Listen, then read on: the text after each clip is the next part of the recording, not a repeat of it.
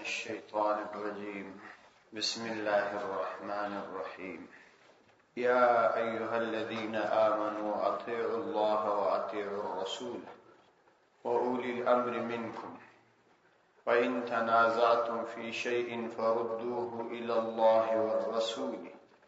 إن كنتم تؤمنون بالله واليوم الآخر ذلك خير وأحسن تأويلا يا أيها الذين آمنوا أيد إيمان خاوندان أطيعوا الله وأطيعوا الرسول تاسد الله سبحانه وتعالى اطاعت وکي وأطيعوا الرسول دا الله دا رسول اطاعت وکي وأولي الأمر أو دا أولي الأمر اطاعت وکي منكم ستاسو فإن تنازعتم في شيء کستاسو جګړه پیدا سو په شيء پکم شکی فردوه عرض کی الى الله د الله تعالی او طرف والرسول د الله تعالی د رسول طرف ان کنتم تؤمنون بالله کچیر تاسو ایمان لري په الله تعالی باندې والیوم الاخر د اخرت په ورځ باندې ذالک خیر واحسن تعویلا دا ډیره بهتره ده او ډیره شده تعویلا د آخري انجام په اعتبار د دې آیات د مخکې آیات سره مناسبت ښکار دي په مخکې آیات کې الله تعالی هغه کسانو ته امر کړی و چې هغه پر خلکو مشران چې هغه امانات خپل اهل ته حواله کړي او په دې الله تعالی دې امر کړی و چې کله تاسو د خلکو تر مابین حاکمان وګرځئ نو بیا به تاسو په صلاح په عدل باندې کوئ نو په مخکنیو آیاتونو کې د خطاب توجه هغه کسانو لره و چې هغه حاکمان و یا سرپرستان عام خبره ده که هغه سرپرستان د حکومت وي یا د کومي خاصي اداري وي او یا د موقت وخت د پاره دوه یا درې کسان خپل تر مابین حکم او فیصل وټاکي چې تزمر تر مابین فیصله راوک په هر حالت کې حکم ودا کسانو ته پر روان آیات کې به محکومینو ته چې د خلکو تر لاس لاندې خلک دي هغه ته امر دي چې تاسو د الله تعالی او د الله د رسول او د اولی الامر اطاعت وکړئ نو مناسبت د آیاتونو تر مابین بالکل واضح د دې آیات په شان نزول کې تفسیر ابن کثیر او د غرنګ روح المعانی او نور مفسرین را نقل کړي پیغمبر علیه الصلاۃ والسلام عبد الله ابن حذافه په نامه باندې یو صحابي دی دای د مجاهدینو د یو جماعت امیر وټاکي او کومه علاقه ته واسطه نو هغه ته پر کوم شی باندې غوسه ورغله په دې جماعت کې د مجاهدینو عبد الله ابن عمر رضی الله عنه هم سره نو هغه د په شی باندې غوسه ورغله د دې غوسه په وجه باندې مملګرو باندې بوټه راځم کړ نو بیا هغه ته ور واچوي او د ملګرو ته ویل چې دا پورته ور داخل شي نو عبد الله ابن عمر رضی الله عنه چې پدې کې وو هغه ته علم او ایمان په هم دی راوړي چې د اور ځان خلاص او ته مش په اور باندې ورنه باسي د ایمان دراوړو ګټه داغه د الله تعالی موږ د اور خلاص او ته مش په اور کې داخله یې نو پر دې باندې د دې اختلاف راځي بیا ورسته هغه چې غوسه جنې ولړل په کار باندې معافي وغوښته نو الله تعالی د آیاتونو نازل کړل چې تاسو د امیر اطاعت کوئ لیکن که تاسو منازعه په کوم شي کې پیښ شوه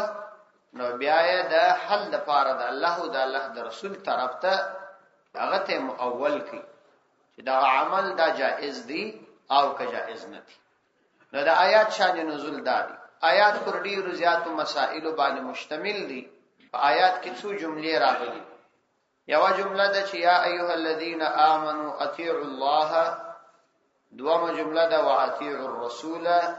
دریمه جمله ده واولی الامر منکم دا خطاب مؤمنانو لره دی په دې خطاب کې کافران نه دي داخل ځکه کافران الله تعالی ته عقیده نه لري نو اطاعت به څنګه د الله تعالی وکړي څوک چې عقیده نه لري اطاعت څنګه کوي نو ښکاره خبره ده چې د اطاعت مسله یوازې الله تعالی ته د مؤمن په ارتباط باندې ده او دا غرنګ واطیعوا الرسول او تاسو د رسول اطاعت وکړئ واولی الامر او د اولو الامر اطاعت وکړي د الله تعالی اطاعت، د الله تعالی د رسول اطاعت او د اولو الامر اطاعت کسړی وګوري، دا په نفس الامر په حقیقت کې د الله تعالی اطاعت دی. ځکه الله سبحانه و تعالی بل ځای فرمایي چې ان الحكم الا لله، حکم او فیصله یوازې د الله عز وجل ده، د بل چا فیصله او حکم نشته. معلومه شول چې د پیغمبر فیصله په حقیقت کې د الله تعالی فیصله ده او د اولی الامر فیصله دا په حقیقت کې د الله تعالی فیصله ده. نو علماء لیکلي دي چې په اصل کې د اطاعت کول دا درې صورت ده. درې صورتونه د عملی اطاعت چې شی سړی د هغه اطاعت کولای شي عملا، ولو که په حقیقت کې اطاعت خو یوازې د الله تعالی دی. هغه دا دی چې الله عز وجل په خپل کلام قران مجید کې ځینې احکامات ډېر واضح بیان کړي. هغه احکامات تشریع ته او تصریح ته حاجت او اړتیا نه لري، واضح احکام دي. لکه الله تعالی چې بندگان امر کړي دي په توحید باندې، په لمانځه باندې، په زکات باندې، په روژه باندې، په حج باندې، پیغمبر علیه السلام پر رسالت په ایمان باندې، پر نور انبیاء په ایمان باندې، پر کتابونو په ایمان باندې. په دې شان الله تعالی امر کړی دي انسانان، او د الله تعالی امر په خپل کلام کې دا بالکل واضح ښکارت، هیڅ تشریح او هیڅ تصریح ته حاجت نه لري چې موږ په هغه کې تشریحات او تصریحات وکړو. نو په دغه شانو کې د الله سبحانه و تعالی د طرفه چې کوم امر دی دا براه راست د الله تعالی اطاعت دی. ځکه الله تعالی فرمایي دوم قسم احکام چې الله تعالی په خپل کلام کې بیان کړی دي هغه دا دي چې الله تعالی مجمل بیان کړي او مبهم افریشي. د مثال په توګه الله تعالی دا فرمایي چې تاسو المنځ وکړئ، لیکن دا چې په کوم وخت کې وکړو، څونه رکعات وکړو، په کوم کیفیت باندې وکړو، نو دا نه راته معلومیږي. اوس الله تعالی صرف دا راته فرمایل چې واقیموا الصلاة، او صرف دا راته فرمایل چې وآتوا الزکات، او الله سبحانه و تعالی دا راته فرمایل چې وتحج البيت، او یا دا چې تاسو پر کعبه حج وکئ ان استطعت الیه سبیلا. نو نور وضاحت نه دی فرمایل چې حج په کم کیفیت او په کم کمیت باندې وکم، څونه وکم، څنګه وکم، په کوم وخت کې وکم. نو دې ته بیا په شریعت کې هغه احکام د قران وایي چې په اجمال او ابهام کې پرې شودل شوی. اوس سید عالم صلی الله علیه وسلم د الله تعالی د طرفه الله سبحانه و تعالی د دغه احکامو د وضاحت لپاره راوست. نو پیغمبر علیه الصلاۃ والسلام په خپل عمل او په خپل قول باندې المنځ مشتواضح چې دوه رکعات دي د دغه وخت څخه تر دغه وخت دي، پلانې کار پکې منع دي، په پلانې طریقه به کوي. د قران د هغه آیات تشریح پیغمبر علیه السلام په خپل قول او خپل عمل سره وکړ. په دغه مسائلو کې د الله عز وجل د رسول اطاعت دا ضروری دي، ځکه پیغمبر علیه السلام د دې تشریح وکړ. نو دا په دوامه طبقه کې چې سړی وګوري په حقیقت کې د الله تعالی امر دی، او پیغمبر علیه السلام په خپل عمل باندې بیان. ځکه د پیغمبر علیه السلام عمل او قول دا وحی دی. صرف د قرآنی وحی څخه فرق دا دی چې قرآنی وحی په المانځ کې تلاوت کړل کیږي او د پیغمبر علیه السلام اقوال دا په المانځ کې نه تلاوت کړل. دریم صورت د احکامات دا دی چې یا خو د پیغمبر علیه السلام څخه ځینې داسې اعمال راغلي دي چې ظاهرا سړی ورته وګوري نو د دواړو اعمالو تر مابین ظاهرا ټکر راځي، حقیقت کې خو ټکر نشته. زموږ عقلونه او زموږ فهم قاصر دي چې موږ ادراک نشو کولی. او یا ځینې قرآنی آیاتونه داسې معلوم سي چې ظاهرا دغه تر مابین تعارض او ټکر راغلی. یا ځینې داسې مسائل دي چې پیغمبر علیه السلام نه دي بیان کړي. د مثال په توګه زموږ استاد په وسنی عصر کې ډېر جدید اسباب او مسائل پیدا شوي چې دا هغه زمانه کې نه. د مثال په توګه تیاری کې لمونځ کول دي، ریل ګاډي کې لمونځ کول دي، یا ځینې وختو کې موټر ډېر تیز روان وي، تیاره کې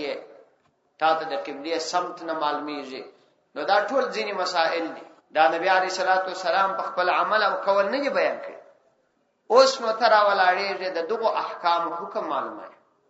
نو پدې کې بیا هغه د امت فقها هغه را ولاړې کومه نوې مسله په اوس زمانه کې پیښیږي. دوی ګوري د نبی عليه الصلاه والسلام او د صحابه کرامو په ژوند چې الته دوی داسې یو مسله پیدا کی چې پیښه شوی دا پر هغه ور قیاس کی د هغه کوم حکم دی د دې حکم دلته ولکي. د مثال په توګه پیغمبر علیه الصلاۃ والسلام یا صحابه کرامو په کشتی کې سفر کاوه او کشتی پر وبو باندې په حرکت کې و دا حرکت یې داسې حرکت چې سړی نه گزاراو نو الته د ولاړی حکم دی چې سړی بل منځ په ولاړی انا اوس موږ پر ریلګاډي کې مثلا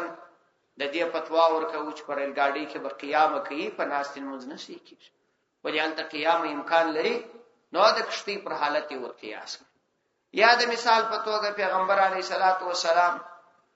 دا نه دي فرمایلی چې کته په تیاری کې سپور وي او د قبله طرف در څور کو نو څه بکې خدا په شسوي د چې وزای د صحابه کرام څخه قبله ورکسوي د پیغمبر اسلام حکم ورته معلوم وي چې تاسو خپل فکر وکړئ او سوچ وکړئ د سوچ او فکر وروسته چې هر طرف ته منځ وکړئ بس تاسو منځ صحیح نو داغه مسله موږ په تیاری کې کوو فکر او سوچ کوو که برابر او شدل شکنه بس هر طرف ته چوس یا موټر کې نو دغه تبع قیاسي احکام په دوه مسائل کې بیا د فقهاو قول منل د خدای اطاعت دي ځکه نو الله تعالی فرمایي تاسو د الله تعالی د رسول او د اولي الامر اطاعت وکړئ. د اطاعت دا معنا نو دا درې صورتونه دي چې په نفس الامر کې ټول د الله تعالی اطاعت دي. وسته مثال په توګه د قران کریم ځینی آیاتونه دي دا وتر مابین یو څه تعارض راځي ظاهرا ځکه الله تعالی فرمایي د یوې شې د پاره چې هغه خاوند وفات سي یو کال عدد سورته بقره کې د آیات 30 بل آیات کې الله تعالی فرمایي چې د یوې شې د پاره چې خاوند دی وفات سي څلور میاشتې او لس شپې عدد وس د دې دوه آیاتو تر مابین تعارض دي ظاهرا په هغه کې دا حکم دی په دې کې دا حکم نو د امت فقها را ولاړیږي معلومه یې چې کوم آیات مخکې نازل شوی دي کوم آیات وروسته نازل شوی نو چې معلومه کړل د یو کال د عیدی آیات ډیر مخکنی دي او دا ورسته دي نو دوی د دې څخه دا حکم ثابتي چې دغه آیات په ورستنی آیات سره منسوخ ګرځیدلی دا بیا چې کوم یو منسوخ تلاوت دی کوم یو منسوخ الحکم دی دا بیا د فقهاو کار دی د هر چا کار نه دی نو دا د اول الامر اطاعت معلومه سواله چې د هرې طبقه خپل ځان ته اطاعت په حقیقت کې د الله تعالی اطاعت څلورم صورت دا دی چې ځینې شان داسې دي چې د الله تعالی د طرفه د الله تعالی د رسول د طرفه او د فقهای امت د طرفه پر کول او نه کول ته نه امر شوی نه شریعت دا درته وایي چې وېک نه شریعت دا درته وایي چې مه کو لیکن تر ولاړېږي د خلکو د ژوندانه د نظام د فارزینی اصول وضع کړي د مثال په توګه په یو ښار کې ټرافیکي قانون وضع کیږي او یا نور قوانین وضع کیږي د عامه انسانانو د فائدې لپاره الله تعالی دا نه درته ویلي چې دا وکړه او نه یې منع کړي چې مې کوه لیکن ته د خپل عقل په وجه باندې د خلکو د ضرورت په وجه ځینې قوانین نږدې کدا غستا قوانین د شریعت خلاف نه و او ته حاکم وي امیر وي او خپل عوام دې په دې امر کړی چې دا کار وکوي پر عوام باندې د دې شمنل لازمی دي دا اطاعت د اولي الامر دی په هغه صورت کې چې د اولي الامر څخه سړی حاکم او مشر واخلي او کله اولي الامر معنا په علماو وکي نو بیا خو د علماو چې کوم اقوال دي دا په نفس الامر کې یا د فقهاو کول درته بیانې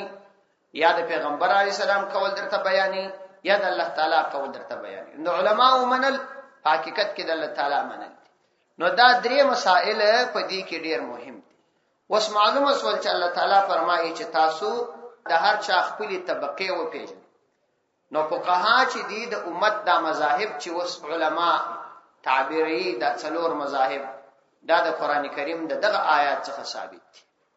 چې الله تعالی فرمایي د الله اطاعت وکي د الله تعالی د رسول اطاعت وکي او د اولي الامر اطاعت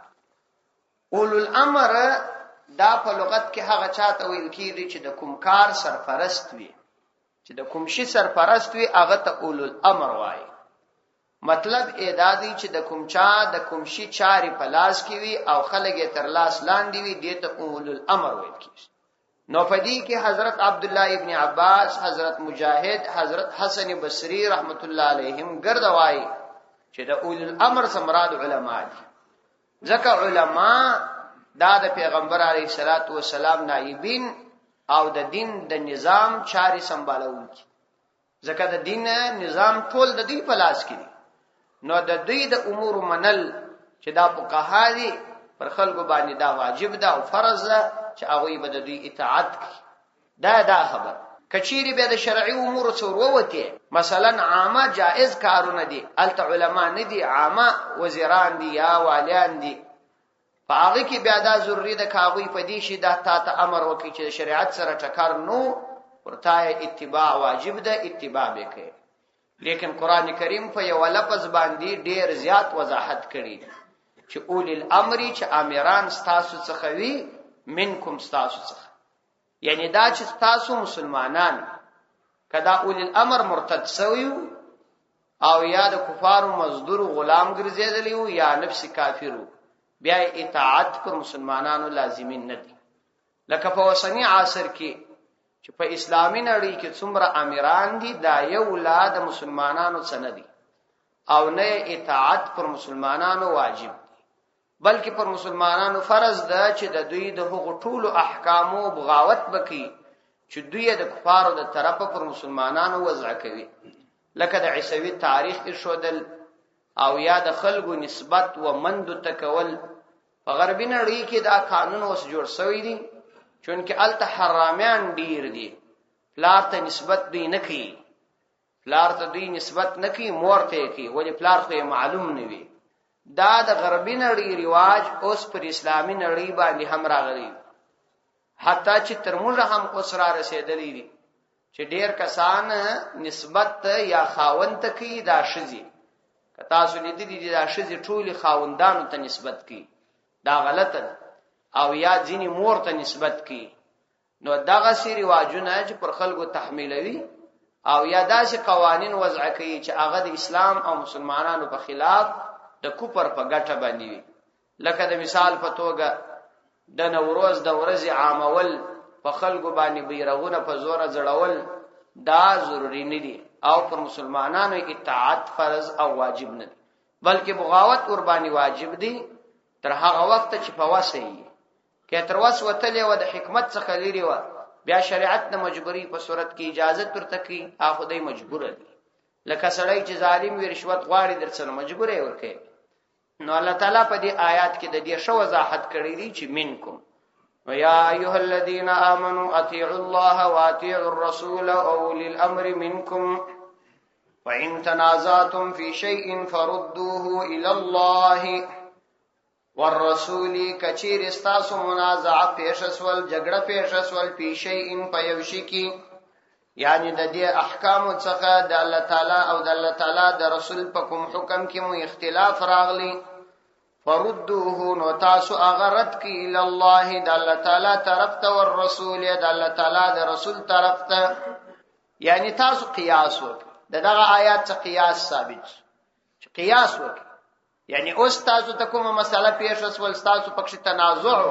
او رد کی د الله تعالی کتاب او د الله تعالی د رسول حدیث. دغه مثال پیدا کی کداوی په ژوند کې یو مثال وو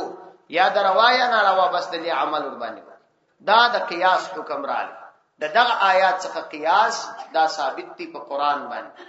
او امت چې دا څومره مسائل د فقه را استری دي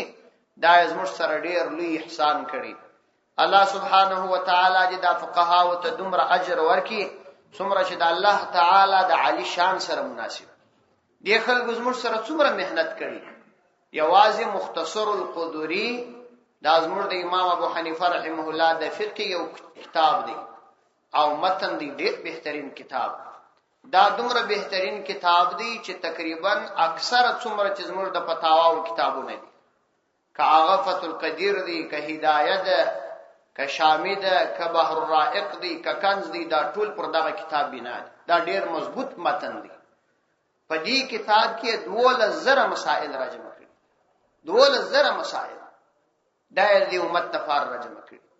دا صاحب هدایت څومره زیات خدمت کړي، څومره مسائل یې راجمع کړي او دا د قرآن او حدیث راځي.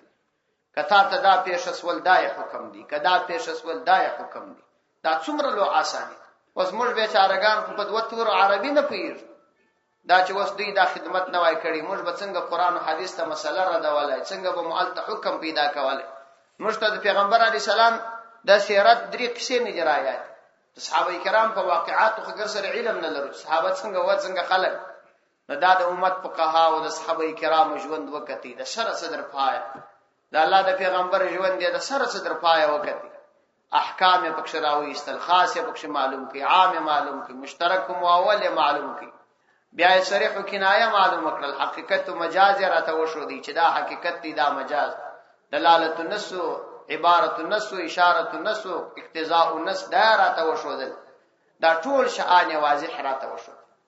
او احکامات راته راويستل. نو دا د دې پر موږ باندې ډېر لوی احسان دی. الله سبحانه و تعالی د عظیم جزاء د خیر ورکړي. دا خلک چې د فقهاو او یا د قیاس په ارتباط غلط فکر کوي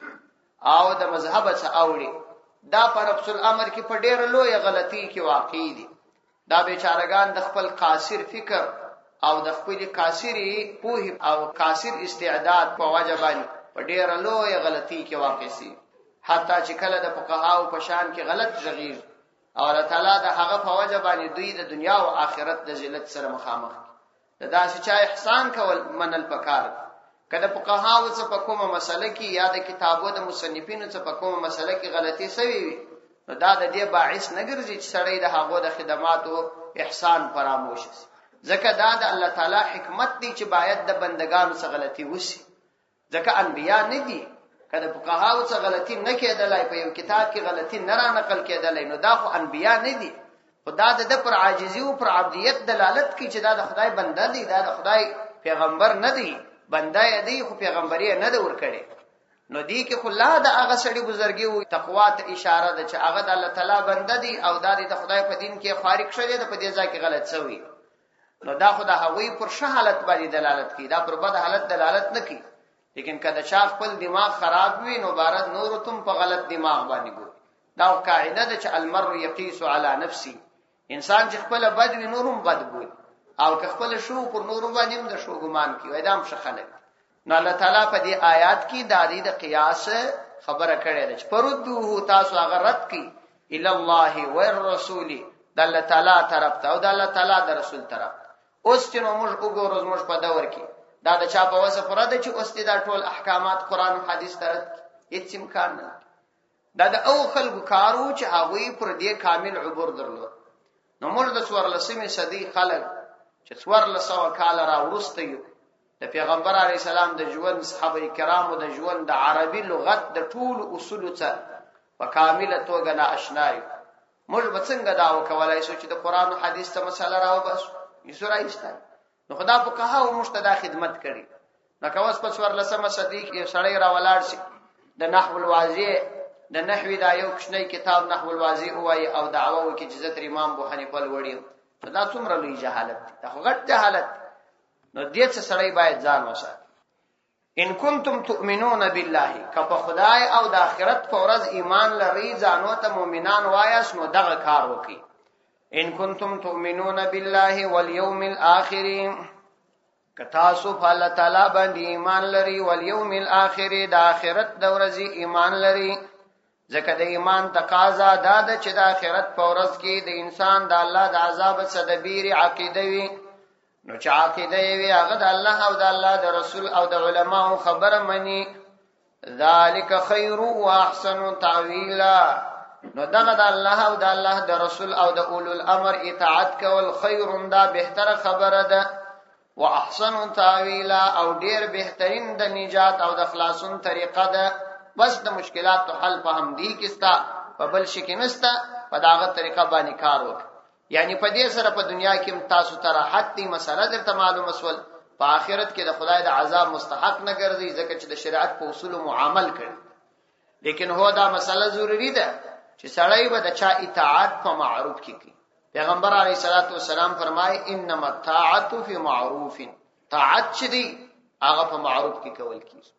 په خلاف شرع کارو کې د چا اطاعت جائز نه ځکه الله سبحانه و تعالی تر هر چا فوق دی چې الله درته وایي دا کارو مې کوه او بل درته وایي چې وې کده بل د بنو نه مني پیغمبر علیه السلام فرمایي لا طاعت للمخلوق فی معصیه الخالق د مخلوق اطاعت د خالق په معصیت کې نشي چې الله تعالی ستاسو ناراضي دا بنک د هیڅ اطاعت په پاغه کې نه د پلار نه د مور نه د ورور نه د مولوی صاحب د هیڅ اطاعت په پاغه کې نه الم تر الى الذين يزعمون انهم امنوا بما انزل اليك الم تر آیاتان دي کتلی الى الذين کسان لره يزعمون چاوي ګمان کوي انهم امنوا چاوي ایمان راوړي دي بما انزل اليك فهغه چې تا ترا نازل شوی دي وما انزل من قبلك او هغه چې ستانه مخکې را نازل کړل شوی دي یریدون يتحاكموا الى الطاغوت اوی اراده لري اند دې يتحاكموا چې فیصله یوسي الى الطاغوت او طاغوت لره وقد امروا او حال دا چاوي امر کړل شوی دي ايکفروا به چاوي کفر وکي به پدا طاغوت باندې و يريد الشيطان او اراده لري شیطان ايضلهم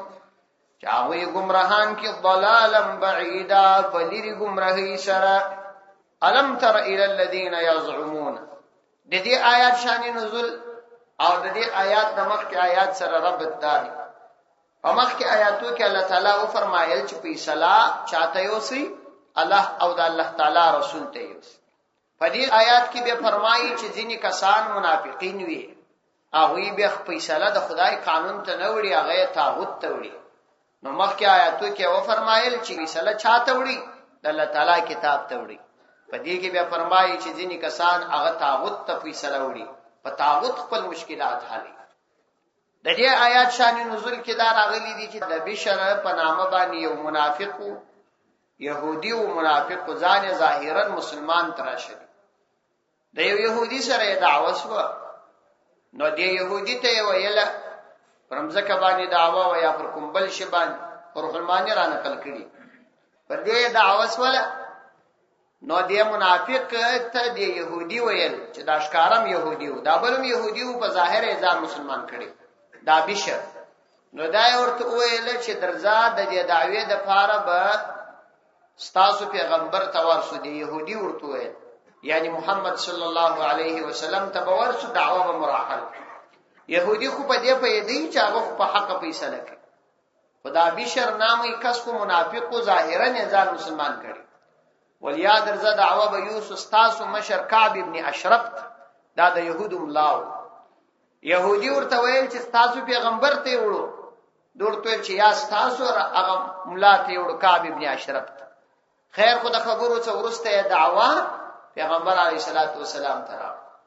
نبی کریم علیه الصلاۃ والسلام چې دعوا واوریدل نو وای فرمایل چې د يهودي حق دی يهودي ته یو ستا حق کیږي د ته ویل چې مسلمانۍ او حواله دی مسلمان نو منافق نو د دې د فار چې د حضرت عمر فاروق رضی الله عنه د منافقانو سره ډیر سخت بد کیږي نو باره قرار دی يهودي ته ویل چې پیغمبر علیه الصلاۃ والسلام کې دایسي سم نه پوسوي العیاذ بالله د په هم پر هغه پر فهم باندې وړو چې کېدل ایسي سم نه پوسوي ترازه چې عمر رضی الله عنه ته دا مسله یوس نو دعوی عمر رضی الله عنه تراو نو خدای ښکارا د الله د پیغمبر د فیصلې څخه اعراض دی او د الله د پیغمبر د فیصلې څخه اعراض کول که په بهانوي وي که حقیقت وي دا کفر دی او ارتداد دی دا څوک چې مسلمان وي د پیغمبر د فیصلې څخه مخ واړي دا مرتد ګرځي نو عمر رضی الله عنه تراو حضرت عمر فاروق رضی الله عنه ورتراوتی نو دی واقعا ورته بیان کړ چې دا فیصله مر الته یوړه پیغمبر علی السلام د يهودي په حق کې فیصله وکړه زما دا ګمان دی چې کېدل ایس پیغمبر علی السلام توجه نه کړي نو مشتا ترا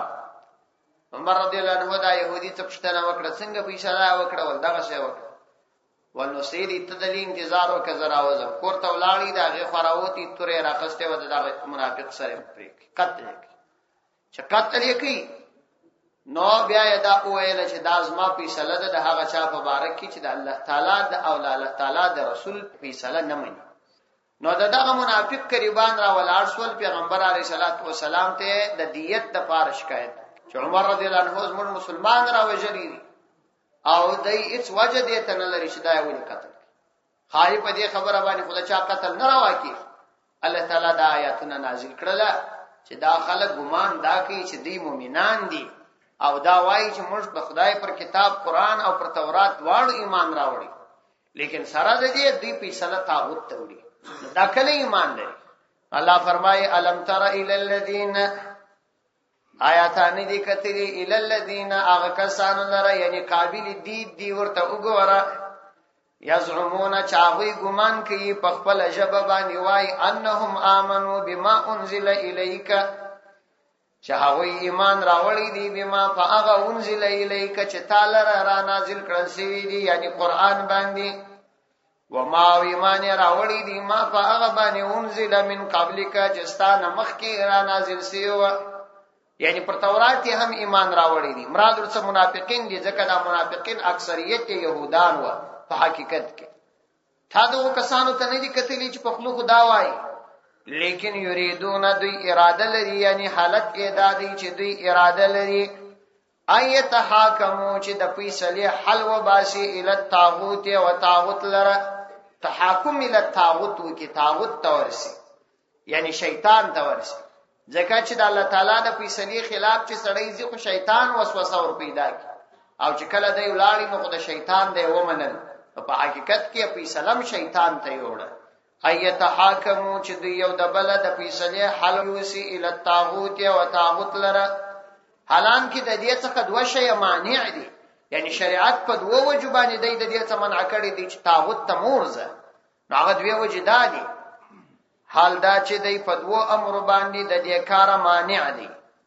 هغه دا چې وقد امروا دوی امر کړل شوی دی د شریعت د طرف ان یکفروا به چې دوی به هغه کفر کوي الله سبحانه و تعالی دوی په دې امر کړی چې تاسو به د طاغوت انکار کوئ کفر به کوئ لیکن دوی محکمه او فیصله وکړي وقد امروا نو یو مانع امر دادی چې دوی امر کړل شوی دی ان په دې یکفروا به چې دوی به کفر کوي په دې طاغوت باندې یعنی عملا او اعتقادا به د طاغوت مخالفت او انکار کوي حالانکه دوی مسله او بل امر مانع دادی چې ويريد الشیطان دا طاغوت خو شیطان دینو ويريد الشیطان او اراده لري شیطان ان د دې یضلهم چې دوی گمراهان کی ضلالا بعیدا پشکار گمراهی باندې بعیدا لري معنا یعنی شی چې ډیر لري په مابین کې فاصله ډیری یعنی په ډیره لوی گمراهی گمراهان نو بل امر مانع داري شیطان ته فیصله ورول دا په گمراهی کې ځان اچول دي دا دواړي وجه موجودي وي دوی باید نوې ورغلي داغه باوجود ورغلل نو دای سزا صدق الله